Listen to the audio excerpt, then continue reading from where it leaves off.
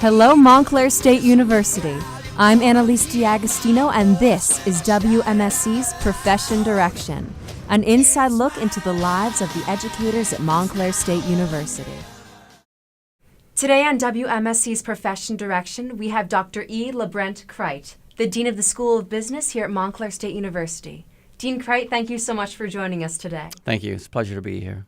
Now, first, would you just give us a brief overview of the schools and departments within the School of Business? Sure. The School of Business on campus is comprised of 5 academic units. We have many of the traditional departments that you would think of when you think of a business school. We have finance and economics. We have accounting. We have a department of information operations management. We have a department of marketing. And we have a department of management and hospitality. And so between and within those functions, we provide a pretty robust array of academic training for our students. The school has about 85 full-time faculty members, 1,800 undergraduate students, about 350 to 375 graduate students. We have graduate programs, MBA programs, as well as a Master of Science in Accounting. And it is primarily an undergraduate institution, but that's what we focus on. Now, did you always want to pursue a career in business? Well, my first professional love actually was healthcare. My initial graduate work was in public health, and I wanted to ultimately be the CEO of a hospital. So started out as a consultant for a boutique healthcare consulting firm, and it was really marvelous. And then ended up at the University of Michigan Hospitals in Ann Arbor, and was trying to move up the hospital corporate leadership ranks, I suppose you could say, and had the opportunity to teach at a local university, which I thoroughly enjoyed. And that convinced me at that age, it's about 30, to try that for a while and see what I thought, and made the transition over to the University of Michigan Business School, and never looked back. And since that time, it's just been affirmed that was the right call for me, and it's been a wonderful career choice and a stimulating and productive profession. So being the Dean of the School of Business, how have you seen the curriculum change from when you were a business student to what students in the business school are studying now? Right. So curricula, processes, pedagogies, content have changed in ways that are transformational from 35 years ago. Those transformations mirror, if they were done properly, the level and extent of the changes in the marketplace for which we're preparing students, right? So in addition to preparing students for an economy that's much more globalized, that has much more permeable boundaries for the migration of labor and capital, and this notion of globalization and what that means, the changes in demographics, the ways in which firms and enterprises access global capital markets today, whereas they would have focused on domestic liquidity markets 35 years ago, are all elements that we are obligated to ensure that we prepare students for. But there are other sort of deeper issues in terms of how we prepare students for the market. Today, most business schools engage in experiential or action-based learning. They actually get students outside of the classroom so that they can apply in real time the skills and attributes that they are acquiring. So there's much more of a hands-on approach while ratcheting up the rigor and sophistication. There's also much more emphasis on communication skills and the ability to write and speak cogently, right? To articulate sometimes complex, multifaceted ideas and 30-second sound bites, to be able to work effectively in team environments, and to prepare students for the need to engage in what we refer to as high context situations, right, where one's sensitivity to and understanding of different cultures and mores and norms is important. And so business schools have an obligation to to try to prepare students in ways that allow them to migrate a new, dynamic, hyper-competitive global economic marketplace. Now, in addition to being the Dean of the School of Business, you are also a professor of management and international business. Would you just be able to tell us a little bit about those areas of study? Sure. So for me, my background in international business has been focused on the transition of post-Central Command economies to more advanced economic status. So you are too young to sort of recall this, but in the very late 80s when the Soviet Union disbanded and the Berlin Wall fell, you had all these Central Command, communist, socialist countries essentially collapse, right? And that collapse left a huge void for businesses, for communities, for families, for governments. And how were these geographic nation states that had been under this yoke of Central Command from the former Soviet Republic, how were they then to function when all of a sudden communism ended? So my work was in engaging countries and assisting them with advancing up the value chain, if you will, to become more economically stable and productive.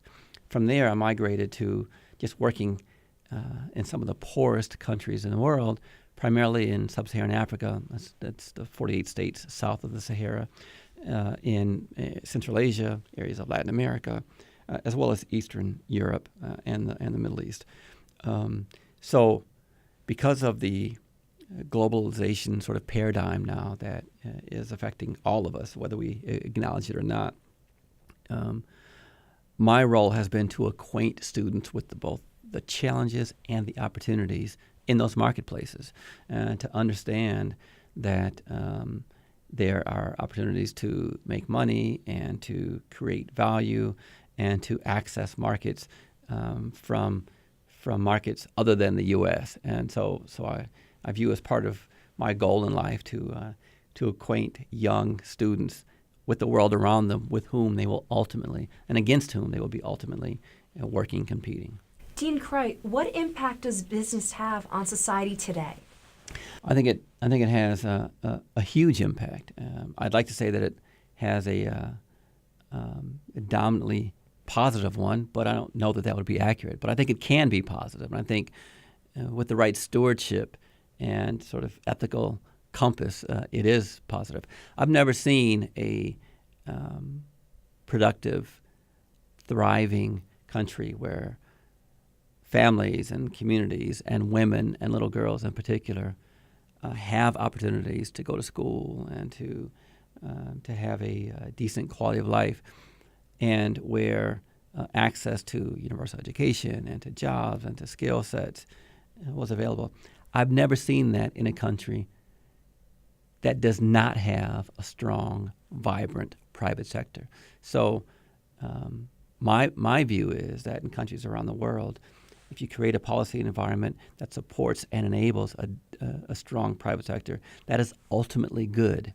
Now, with that said, we've seen what Karl Marx referred to as the overripe capitalism, right? We've seen the underbelly of capitalism here, a voracious sort of level of greed and exploitation, and that is in fact the underbelly, and that needs to be corrected. And unfortunately, this correction over the last 4 or 5 years was painful, particularly for the lower and middle class. But with that said, you can't name an industry, you can't name a function, you can't name an aspect of our society that is not impacted by the transactional and other byproducts of business. And so whether it's music and entertainment, whether it's media, whether it's sports, whether it's, obviously, the financial sector, healthcare, business is central to them all. And so that's one reason why I'm an advocate for business and an advocate for business education. It's evident that business does have this profound effect on society. No so doubt. What should people who aren't studying business know about business? Right. That's a great question, because I contend had we had as a society a slightly higher sort of cumulative knowledge of personal financial management and understanding the compound interest of money, that maybe the housing crisis wouldn't have been so severe, that maybe people would have paid a little bit more attention. So I think that understanding the language of business, which is accounting, is absolutely critical. I think understanding the fact that all of us, whether it's our families or our own selves, are essentially, going to be operating as a business, and the more that we can sort of inculcate that mindset in individuals, so they understand both the opportunities and the limitations of business, I think our society will be stronger for it. So at this great university, I encourage all the non-business students who are studying all the wonderful, magical areas here and taking advantage of the full array of opportunities offered at a world-class comprehensive university like this. I encourage them strongly to at least take a couple of business courses so that they can at least understand the language and take it upon themselves to study maybe a little bit further later in life. Now, Dean Chrite, why should a student study business here at Montclair State University as opposed to another university? So, great question. Virtually every college university in this area has a business school. Not all of them are accredited. I think 5% of business schools global are accredited by AACSB, the leading accreditation body. We of course are. But look, there are lots of schools in the region and in the state who could offer something similar.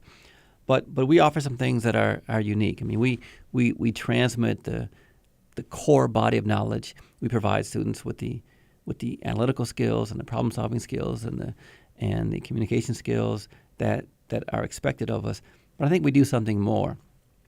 We provide them with the opportunity to engage the marketplace in a way that helps them define and create their own success.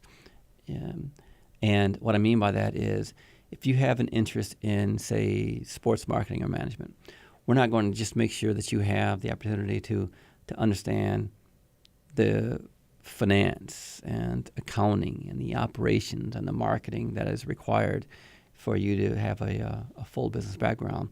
Well, we're going to engage you in the enterprise and the business of sports by putting you in the middle of a sports entity.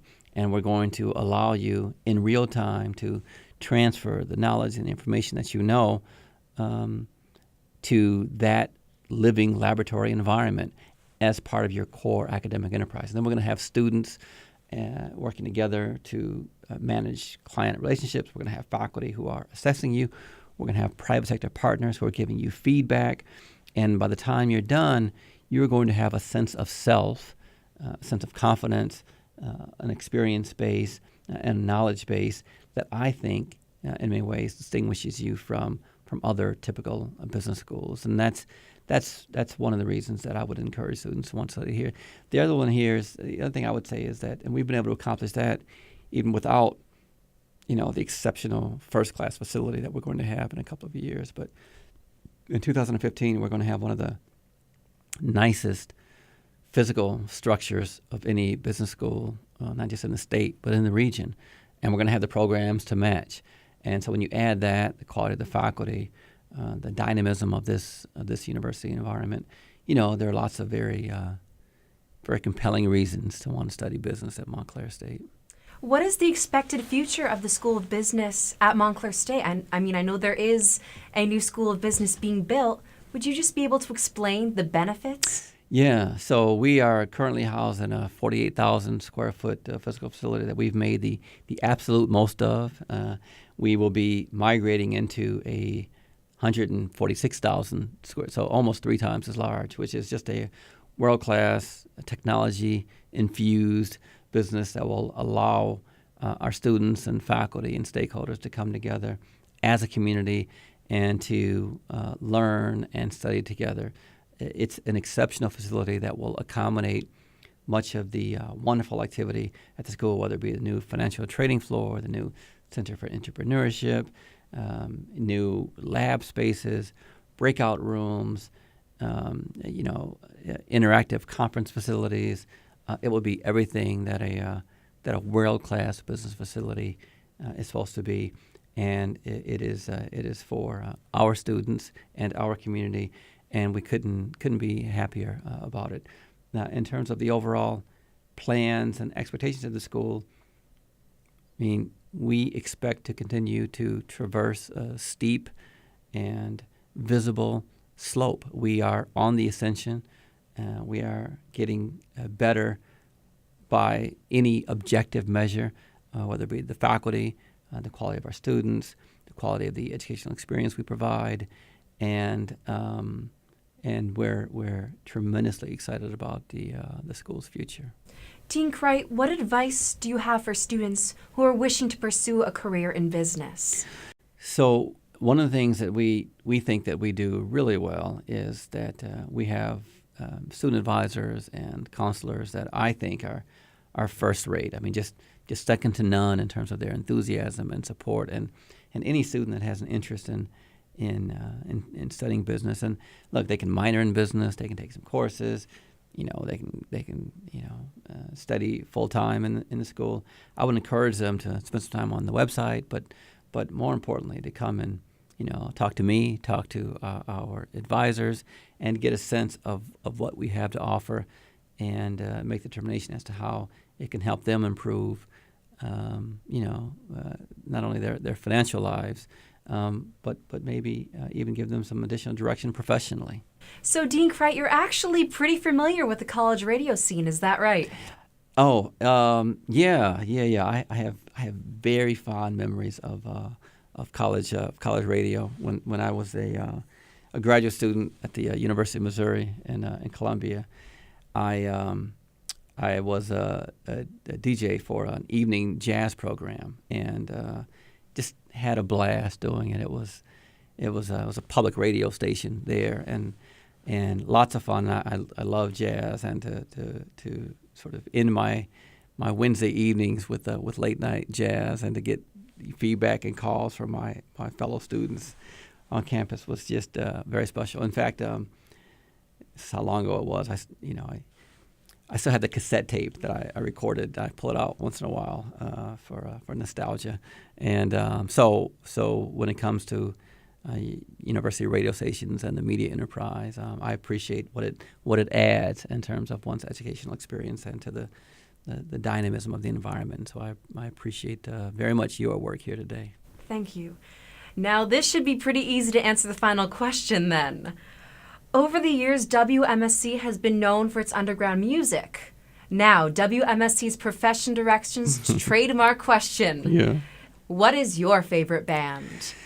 So that's I'm an old guy, so I have lots of music that I've listened to. But right now, I have to say, it's probably not so underground. I am listening very, very heavily to Robert Glasper, the Robert Glasper Trio, which is he's a young pianist, jazz, who is just gifted technically, and he fuses actually jazz and contemporary R&B with some hip hop, and so right now that's the band that I'm listening the most to, the Robert Glasper Trio, and so. We'll be sure to check it out. Yeah, good. I've been talking with Dr. LaBrent Chrite, the Dean of the School of Business here at Montclair State University. Dean Chrite, thank you so much for joining us today. Thank you. It was my pleasure. I enjoyed the conversation. If you would like to request a professor for WMSC's Profession Direction, send us an email, wmscprofessiondirection@gmail.com. I'm Annalyce D'Agostino, WMSC News.